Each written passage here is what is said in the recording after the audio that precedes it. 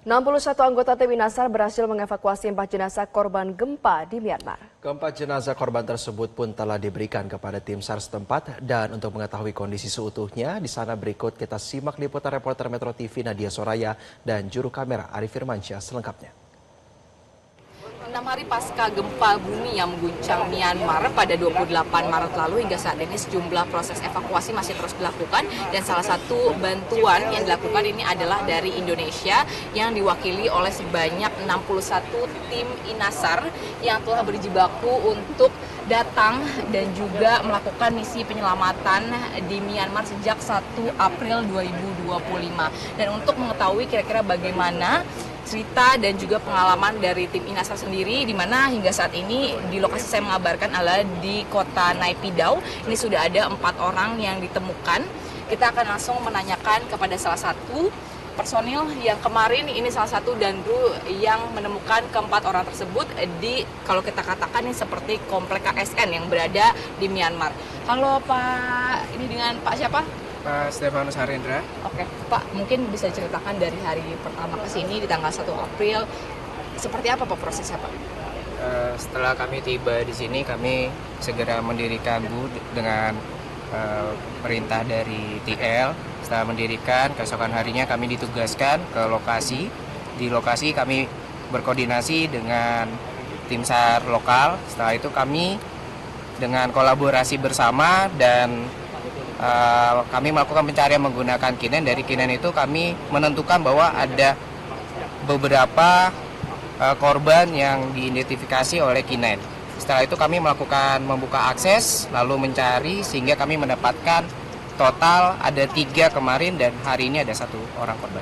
Oke, itu titiknya di mana saja Pak untuk ditemukan? Untuk titiknya itu semua ada di perumahan pegawai negeri sipil ya, ASN-nya yang ada di Myanmar. Lalu posisinya kalau sesuai sektor itu ada di sektor N13 dan N14. Oke, Pak, kalau kita melihat dari teksturnya tadi kalau misalnya saya tanyakan ini disebutnya pancake begitu ya Pak ya? Betul. Nah ini kan bisa dibilang ada kesulitan tersendiri nggak sih Pak untuk dalam proses evakuasi? Pada saat kami menemukan korban itu memang ada kesulitan ya karena lokasinya yang berbeda-beda. Salah satunya waktu kami menemukan korban pertama itu lokasinya ada di ruang tengah. Di lokasi di ruang tengah itu korban posisinya ada di bawah di lantai 1. Kami coba buka akses dari lantai 2. Posisinya itu terlentang sehingga sangat mudah. Namun di korban kedua dan korban ketiga posisinya ada yang sedang duduk dan vertikal sehingga kami harus menggali lebih dalam sehingga korban baru bisa dikeluarkan. Oke, Pak, setelah ditemukan ini prosesnya seperti apa? Langsung dibawa ke suatu tempat atau seperti apa? Setelah dikeluarkan kami kalau koordinasi dengan tim SAR lokal.